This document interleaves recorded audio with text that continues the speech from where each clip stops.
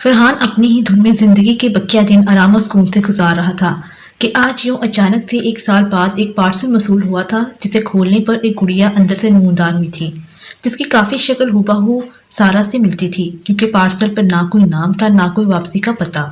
یوں جس چہرے کو فرحان برسوں پہلے بھلا چکا تھا، آج پھر سے وہی چہرہ اس کے ذہن کے نہا خانوں میں تازہ ہو گیا تھا۔ اب فرحان کو یقین ہوتا جا رہا تھا کہ ہو نہ ہو یہ گڑیا نہیں سارا ہے جو اس روپ میں اس سے انتقام لینے آئی ہے۔ ان چاروں کو مارنے کے بعد اب اس کی باری تھی اور سارا اسے مار کر ہی دم لے گی۔ وہ اس کا پیچھا تب تک نہیں چھوڑے گی جب تک اس کی جان نہ لے لے۔ اب فرحان کو ساری سمجھ لگ چکی تھی کہ اچانک سے صحت مند ثنا دماغی مریض کیوں ہو گئی تھی۔ یقیناً اس کی موت کے پیچھے بھی سارا کا ہی ہاتھ تھا۔ اسی سوچ نے فرحان کو غمزدہ کر دیا۔ غم و غصے سے فرحان کا برا حال ہو گیا۔ اس نے شاور بند کیا اور تولے کی مدد سے اپنا گیلا بدن خشک کر کے باہر نکل آیا۔ اس نے تولیے کو جسم کے گرد لپیٹا کہ دفتن باہر سے کوئی نسوانی ہنسی ابھری، جسے سن کر وہ اپنی جگہ ساکت و جامد رہ گیا۔ وہ اس ہنسی کو بخوبی پہچانتا تھا۔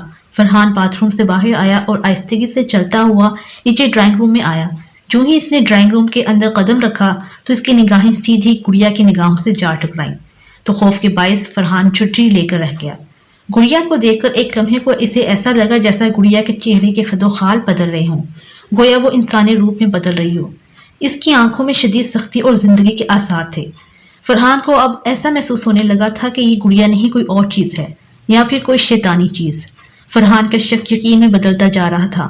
وہ ٹکٹکی لگائے گڑیا کو دیکھتا رہا اور اس کے دل میں یہ احساس جڑ پکڑتا گیا کہ یہ گڑیا نہیں سارا ہے، کیونکہ گڑیا کا چہرہ ہو سارا سے ملتا تھا، وہی آنکھیں وہی چہرہ۔ فرحان نے غصے میں آگے بڑھ کر گڑیا کو اپنے ہاتھوں میں اٹھایا اور تیزی سے جاتا ہوا اسٹور روم میں آیا، جس کا دروازہ کھول کر اس نے نفرت سے گڑیا کو اندر پھینک دیا۔ فرحان شدید تھکا ہوا تھا۔ وہ اپنے بیڈ روم میں آیا اور لائٹ بجھا کر بستر پر وارد ہو گیا۔ فرحان نے اپنے اوپر چادر اوڑھ کر ایک طرف تو کروٹ لے لی۔ اس کی سوچوں کا رخ ایک بار پھر گڑیا کی جانب چلا گیا۔ رات کی کسی پہر فرحان کی آنکھ کھل گئی۔ اسے بالکل سمجھ نہیں آئی کہ اس وقت اس کی آنکھ کیوں کر کھل گئی۔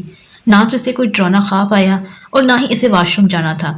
کچھ دیر تو وہ یوں ہی خالی ذہن اپنے بستر پر لیٹا رہا، جب ہی فرحان کے کانوں میں آوازیں ٹکرائیں۔ فرحان نے باہر سے ابھرنے والی قدموں کی آواز سنی، جس نے اس کے پورے بدن میں خوف و ہراس کی سخت لہریں دوڑا دیں۔ فرحان کی نظریں اپنے کمرے کے دروازے پر جمی ہوئی تھی، جو اد کھلا ہوا تھا۔ اس کے کان باہر سے آنے والی آوازوں پر مرکوز تھے۔ قدموں کی چاپ دھیرے دھیرے قریب آتی جا رہی تھی اور فرحان کا دل بھی زور زور سے اوپر نیچے دھڑکنے لگا تھا۔ وہ اپنی جگہ پر ساکت بیٹھا آنکھیں پھاڑے دروازے سے باہر دیکھنے کی کوشش کر رہا تھا، مگر باہر اندھیرے کے سوا کچھ نہیں تھا۔ قدموں کی آواز آتی آتی فرحان کے کمرے کے باہر ختم ہو گئی۔ فرحان کا دل اس کے سینے میں تھر تھر کر رہا تھا اور سانسیں تیز چل رہی تھیں۔ وہ ہراساں نگاہوں سے دروازے کی جانب دیکھ رہا تھا کہ نہ جانے اگلے ہی لمحے کیا ہو جائے۔ فرحان نے جو دروازے کی لکیر کے نیچے نظریں دوڑائیں تو اس کی رگوں میں اس کا خون منجمد ہو گیا۔ وہ دروازے کے نیچے سے کسی کے پاؤں صاف دیکھ سکتا تھا۔ وہ کوئی چھوٹے چھوٹے پیر تھے جو فرحان کے کمرے کے باہر موجود تھے اور جنہیں دیکھ کر اس کے رونگٹے کھڑے ہو گئے تھے۔ پھر دروازے کی جری سے ایک چہرہ نمودار ہوا۔ وہ چہرہ گڑیا کا تھا، جسے دیکھ کر فرحان کا اوپر کا سانس اوپر اور نیچے کا نیچے رہ گیا۔ گڑیا نے کمرے کے اندر قدم رکھ دیے اور دروازے پر ہی کھڑی ہو کر فرحان کو گھورنے لگی۔ گڑیا کی شکل سے منحوسیت ٹپک رہی تھی۔ اس کے چہرے پر جو خوبصورت اور پرکشش مسکراہٹ جو پہلے تھی وہ اب نہ رہی تھی اور اس کی جگہ شیطانیت نے لے لی تھی۔ گڑیا کو اپنے سامنے یوں دیکھ کر فرحان کا سارا خوف اس کی آنکھوں میں سمٹ آیا۔ دہشت کے مارے وہ اپنی جگہ ہی ساکت و جامد رہ گیا۔ گڑیا کی آنکھوں میں جو پہلے زندگی کے آثار تھے، اب اس وقت وہ غائب ہو گئے تھے۔ فرحان کی خوف سے پھٹی آنکھیں گڑیا پر جمی ہوئی تھی، جو برابر نفرت و غصے کے تاثرات لیے اسے گھور رہی تھی۔ فرحان کے حلق سے بمشکل ٹوٹے ٹوٹے الفاظ ادا ہوئے۔ کیا کیا ہے؟ کیوں میرے پیچھے پڑی ہو؟ تم جانتے ہو تم نے کیا کیا ہے، وہ کہہ رہی تھی۔ فرحان نے جب یہ سنا تو سن کر اس کے اوزان خطا ہو گئے۔ اب جو میں تمہیں ڈھونڈ چکی ہوں تو اب ہم کبھی جدا نہیں ہوں گے۔ اس کے ساتھ ہی فرحان حلق پھاڑ کر چیخ اٹھا جب اسے احساس ہوا کہ وہ اب گڑیا کے نہیں بلکہ سارا کے روبرو ہے، جس کا چہرہ عین فرحان کے چہرے کے سامنے تھا۔ یکلخت فرحان کی آنکھوں کے سامنے اندھیرا چھا گیا اور اسے کوئی ہوش نہ رہا۔ ہینا اپنے شوہر کے آفس چلے جانے کے بعد فرحان کو فون کرتی رہی تاکہ اس کی طبیعت پوچھ سکے اور یہ کہ وہ آفس جا رہا ہے یا نہیں، مگر فرحان تو فون اٹھانے کا نام نہیں لے رہا تھا۔ ہینا بےحد پریشان ہو کے اٹھی اور فوراً سے پیشتر فرحان کے گھر کی جانب چل پڑی۔ ایسا کبھی نہیں ہوا تھا کہ فرحان فون نہ اٹھائے، اور اگر وہ نہیں اٹھا رہا تو یقیناً اس کی طبیعت زیادہ خراب تھی۔ فرحان کے گھر کی دوسری چابی ہینا کے پاس ہی ہوتی تھی۔ وہ گھر کا دروازہ کھول کر سیدھا فرحان کے بیڈ روم کی طرف بڑھ گئی اور یہ دیکھ کر وہ بدحواس ہو گئی کہ فرحان بیڈ سے نیچے فرش پر اوندھے منہ پڑا تھا۔ ہینا نے جلدی سے آنکھیں پڑھ کر فرحان کو سیدھا کیا اور اس کا سر اپنی گود میں رکھ کر اپنے شوہر کو فون کرنے لگی۔ اس کے شوہر اور اس نے دونوں نے مل کر فرحان کو ہسپتال لے کے گئے۔ ہسپتال آنے کے کافی دیر بعد فرحان کو ہوش آیا، مگر تب سے وہ اب تک کسی سے کچھ نہیں بولا، چپ چاپ خلاؤ میں گھورے جا رہا تھا۔ ہیلو فرحان، میں ڈاکٹر ذاکر ہوں، اس وقت آپ سٹی ہسپتال میں موجود ہیں، ڈاکٹر نے نرمی سے کہا۔ مگر فرحان نے کوئی جواب نہیں دیا۔ وہ مسلسل خالی خالی نگاہوں سے سامنے دیوار پر گھورتا رہا اور منہ ہی منہ میں کچھ بڑبڑاتا رہا جو ڈاکٹر سننے سے قاصر تھا۔ فرحان، تمہارے ساتھ کیا ہوا تھا؟ ڈاکٹر نے وہیں کھڑے کھڑے اس سے پوچھا۔ فرحان نے بدسور کوئی جواب نہیں دیا۔ وہ خلاؤں میں گھورتے ہوئے جس طرح بیٹھا رہا۔ تمہاری بہن یہاں ہے، میں اسے بلا کر لاتا ہوں، شاید تم اس سے بات کر لو، ڈاکٹر کہتا ہوا کمرے سے باہر نکل گیا۔ فرحان نے بدستور کوئی جواب نہیں دیا۔ وہ خلاؤں میں گھورتے ہوئے جس طرح بیٹھا رہا۔ تمہاری بہن یہاں ہے، میں اسے بلا کر لاتا ہوں، شاید تم اس سے بات کر لو، ڈاکٹر کہتا ہوا کمرے سے باہر نکل گیا۔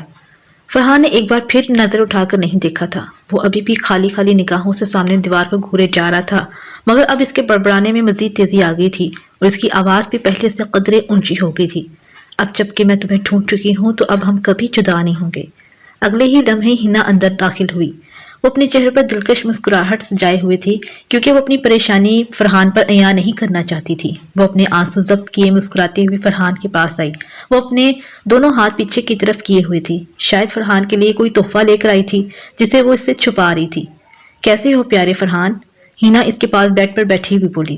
اس کی آواز میں بھی آنسو تھے، مگر وہ خود کو بمشکل سنبھالے ہوئے تھی کیونکہ اس وقت فرحان کو اس کی ضرورت تھی اور وہ کمزور نہیں پڑنا چاہتی تھی۔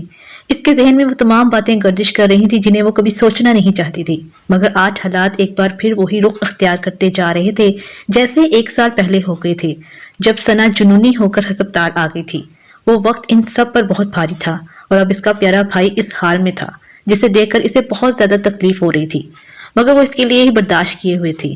وہ قطعی نہیں جانتی تھی کہ فرحان کے ساتھ کیا ہو گیا تھا، مگر اسے پوری امید تھی کہ اس کا بھائی جلد ٹھیک ہو جائے گا جس طرح 1 سال پہلے ہو گیا تھا۔ کتنا بدل گیا تھا فرحان ثنا کے بعد، کچھ بھی پہلے جیسا نہیں رہا تھا۔ وہ نوجوان جو پہلے کبھی دیکھنے والوں کے لیے کشش لگتا تھا، آج کیا سے کیا ہو گیا تھا۔ فرحان نے ایک بار بھی نظریں اٹھا کر ہینا کو نہیں دیکھا تھا، نہ ہی اس کی بات کا کوئی جواب دیا، مگر اب وہ سامنے دیوار کو بھی نہیں گھور رہا تھا اور نہ ہی منہ میں کچھ بڑبڑا رہا تھا۔ پلیز فرحان، کچھ تو بتاؤ، شاید میں تمہاری کوئی مدد کر سکوں۔ تمہیں کیا پریشانی ہے جو اندر ہی اندر سے کھائی جا رہی ہے؟ ہینا سمجھانے کے سے انداز میں بولی، مگر فرحان پھر بھی خاموش رہا۔ تو ہینا نے بھی اس کی خراب طبیعت کے پس نظر زیادہ زور نہ دیا اور یہ سوچ کر خاموش ہو گئی کہ فرحان ٹھیک ہو کر خود ہی اسے بتا دے گا۔ آخر کو وہ اس کی بہن ہے، وہ اسے نہیں بتائے گا تو پھر کسے بتائے گا؟ لہٰذا ہینا موضوع بدلتے ہوئے بولی، ساری باتیں چھوڑو فرحان، اور یہ دیکھو میں تمہارے لیے کیا لے کر آئی ہوں۔ میں نے اسے تمہارے بیڈ پر پڑے دیکھا اور یقین مانو اسے دیکھتی ہی رہ گئی۔ ہینا نے یہ کہہ کر فرحان کے چہرے کے سامنے 3 فٹ کی حامل گڑیا کر دی۔ فرحان نے پہلی بار جو نظریں اٹھا کر اوپر دیکھا، اپنے سامنے گڑیا نہیں سارا کا چہرہ دیکھ کر بے اختیار اس کے حلق سے دلخراش چیخ نکل گئی۔ وہ سمجھ چکا تھا کہ سارا اس سے کبھی بھی دور نہیں ہوئی تھی اور نہ ہی اب وہ کبھی سارا سے دور ہو سکے گا۔ ہینا فرحان کی اس بری طرح چیخنے پر حیران رہ گئی۔ کیا ہوا فرحان؟ اس نے حیرت اور پریشانی کے عالم میں فرحان پر سے نظریں ہٹا کر گڑیا کو دیکھا اور یہ جان نہ سکی کہ فرحان اسے دیکھ کر اس بری طرح کیوں چیخا۔ ہینا کی نظروں میں تو وہ ایک نہایت خوبصورت اور پرکشش گڑیا تھی جو اس سے پہلے اس سے نظروں سے کبھی نہ گزری تھی۔ ہینا کے ہاتھوں میں گڑیا کو دیکھ کر فرحان مسلسل چیخنے لگا، دور کرو اس کو میری نظروں سے، ہٹاؤ اس کو مجھ سے پیچھے۔ فرحان کو اس حال میں دیکھ کر ہینا سکتے میں آ گئی اور گڑیا کو فرحان سے دور لے گئی۔ اسی اثنا میں ڈاکٹر کمرے کے اندر داخل ہوا اور ہینا سے بولا، میرے خیال میں یہ اچھا ہوگا اگر انہیں ابھی اسی وقت سائیکاٹرسٹ یا پھر ذہنی امراض کے ہسپتال میں داخل کرا دیا جائے، وہاں ان کا بہتر علاج ہو سکے گا، کیونکہ یہ دماغی عارضے کی نشانیاں ہیں جن کا مظاہرہ آپ ابھی دیکھ چکی ہیں۔